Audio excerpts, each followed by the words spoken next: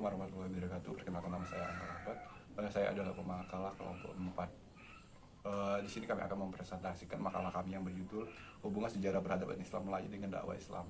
Pertama-tama, marilah terlebih dahulu kita panjatkan puji syukur kehadirat Allah Subhanahu wa Ta'ala, karena atas rahmat karunia-Nya lah kita masih bisa berdiskusi pada pagi hari ini.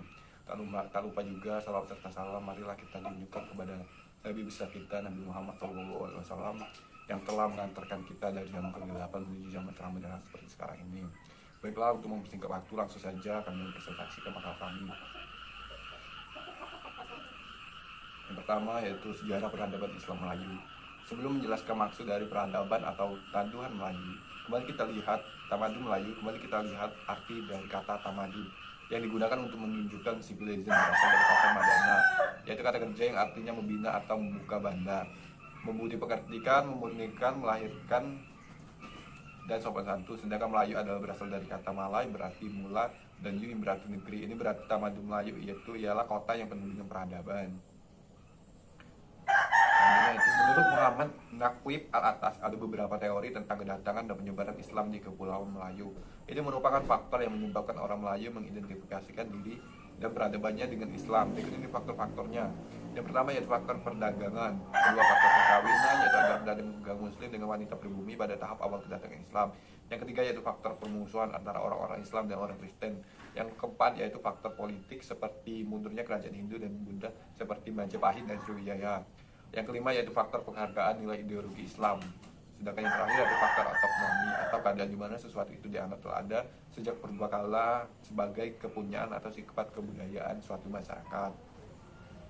Dari berbagai sumber yang dibaca, faktor perdagangan paling sering dikemukakan sebagai penyebab terjadinya sebaran peradaban Islam.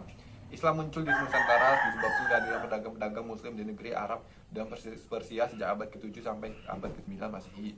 Dengan ramainya kegiatan pelayaran dan perdagangan yang dilakukan kaum muslimin pada abad-abad berikutnya, terutama dari abad ke-11 hingga abad ke-17. Perkembangan agama Islam ikut marah pula. Pada mulanya komunitas Islam tumbuh di kota-kota pesisir yang merupakan pelabuhan utama atau transit pada zamannya. Di sini tidak sedikit pedagang muslim asing itu tinggal lama dan kawin-mawin dengan penduduk setempat. Yang kedua itu dasar-dasar penunjuk peradaban Islam. Islam telah meletakkan dasar istimewa berdiri di atas dasar yang tiada duanya, menyediakan petunjuk yang melimpah ruah. Dari setiap petunjuk mempunyai peran dalam pertumbuhan. Keistimewaan dan nilainya juga memberikan pengaruh dalam pertumbuhan peradaban dengan berbagai macam perbedaan beragam. Peradaban Islam pada dunia. Tentang dasar-dasar petunjuk peradaban Islam sebagai berikut. Yang pertama yaitu Al-Quran dan Sunnah Nabawiyah. Al-Quran adalah sebaik-baik apa yang dimiliki oleh manusia dari setiap sisinya: ruh, akal, masyarakat, amalia, pemikiran, ekonomi, peradaban, ketentraman, dan juga pengajarnya mampu membahagiakan manusia.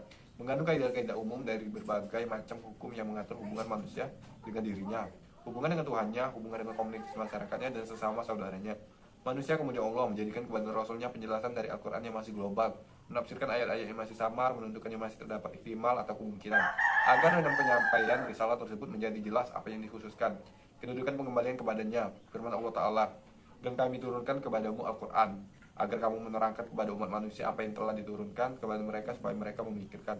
An-Nahl ayat 44. Dengan demikian, Al-Quran menjadi landasan, sedangkan Al-Sunnah sebagai penjelasannya. Dari sini datanglah landasan kedua dari dasar-dasar asas peradaban Islam, yaitu Sunnah Nabawiyah. Ia merupakan sumber kedua setelah Al-Quran dalam Islam. Al-Quran merupakan sumber pedoman yang memuat dasar-dasar dan kaidah-kaidah atas Islam yang meliputi akidah dan ibadah, akhlak, muamalah, adab-adabnya. Sedang Sunnah ibarat bayan pandangan dan aplikatif praktik Al-Quran semua hal di atas. Yang kedua ada masyarakat Islam. Islam merupakan landasan perilaku individu dan hubungan antara sesama dalam masyarakat. Yang ketiga yaitu pembuka jalan kepada pihak lain. Penduduk dunia telah masuk dalam panji Islam sebagai penolong dan faktor penting yang turut serta berkiprah dalam peradaban kemanusiaan.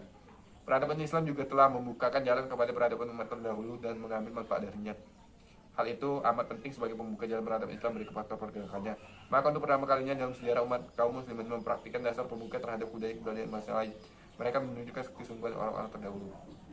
Baiklah, materi selanjutnya akan dijelaskan oleh rekan saya yaitu saudara Dita Wijaya. C. Akulturasi Islam dan budaya Melayu. Dalam pembincangan mengenai perpaduan sebuah budaya satu dengan budaya yang lain, terdapat tiga istilah yang saling terkait yang sering digunakan, yaitu akulturasi, asimilasi, dan sinkretisasi. Akulturasi adalah salah satu proses sosial yang ditimbulkan ketika suatu kelompok manusia dengan kebudayaan terlalu dihadapkan dengan unsur dari suatu kebudayaan asing. Kebudayaan asing itu lambat laun diterima dan diolah ke dalam kebudayaan sendiri, tanpa menyebabkan hilangan unsur kebudayaan kelompok. Arti kata akulturasi menurut kamus psikologi adalah proses mengenai adat, kepercayaan, ideologi dan tanaman dengan peralihan tingkah laku dan satu kebudayaan menuju budaya yang lain. Seperti dua kelompok sosial yang bebas bertemu dengan bergabung. Contoh akulturasi pada Islam dan di Nusantara dapat dilihat misalnya pada gaya arsitektur Masjid Menara Kudus yang merupakan perpaduan antara budaya Islam dan budaya Hindu. Berbicara tentang istilah akulturasi akan bersama dengan istilah asimilasi dan sinkretisasi. Asimilasi adalah proses sosial yang ditimbulkan bila ada segolongan manusia dengan latar belakang kebudayaan yang berbeda.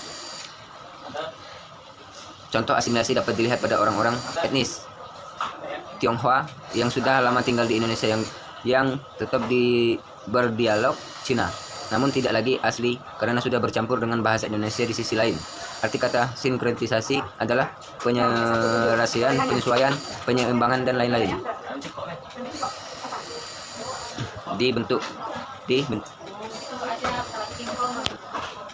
Di bentuk-bentuk dakwah Islam Melayu, budaya Melayu. Perkembangan Islam di Melayu mengalami proses panjang melalui saluran-saluran Islamisasi yang sangat panjang selain perdagangan, juga melalui perkawinan, tarekat, tasawuf, pendidikan dan kesenian, seni bangunan, seni pahat, seni ukir, seni musik, seni tari dan seni sastra yang dikenal melalui manuskrip atau naskah penulisan dengan bahasa Jawa Melayu, Pegon dan Arab, seni bangunan dan seni pahat.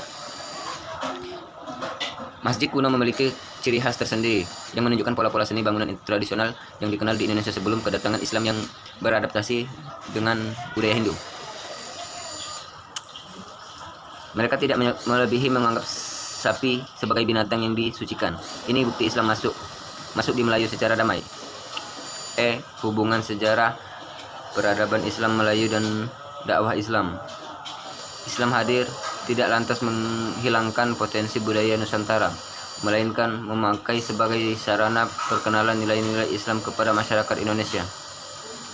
Percampuran antara nilai Islam dan budaya Melayu membuat Islam sebagai kaya dan corak dan membuat budaya Melayu tetap terjaga dan dilestarikan dalam segala bentuk walaupun tidak dapat dipungkiri. Proses pencampuran antara kebudayaan juga mengalami pasang surut. Namun kenyataan perkembangan pemikiran nilai Islam yang dikemas oleh dalam budaya bisa tetap eksis sampai hari ini. Tetapi Islam yang ingin kembali seperti dulu sesuai dengan sejarah dan perkembangannya di Indonesia yang bercorak kreatifan lokal Indonesia, ramah, penuh kasih sayang, semangat gotong royong, tepo seliro, toleransi dan sopan santun, sehingga dakwah Islam sangat berpengaruh di budaya Melayu.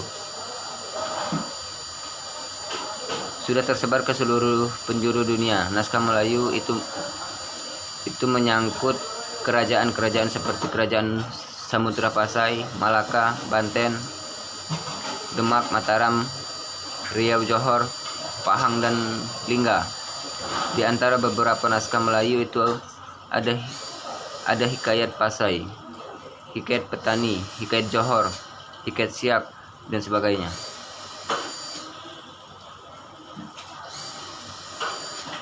Derasnya proses Islamisasi bahasa Melayu itu tampak secara menonjol dalam berisalah dan syair-syair tasawuf. Hamzah, seorang cendekiawan sufi abad ke-16. Dalam karya-karya itu kita menjumpai lebih 2000 kata. Dalam bahasa Melayu, pemakaian huruf Arab Melayu juga meluas. Tidak hanya penulisan kitab Melayu menggunakan huruf ini, tetapi juga penulisan dari daerah lain di kepulauan Nusantara seperti Jawa, Sunda, Madura, Bugis, Makassar, Banjar, Sasak, Minangkabau, Medaling, Palembang, Bima, Ternate dan lain-lain. Sekian dan terima kasih.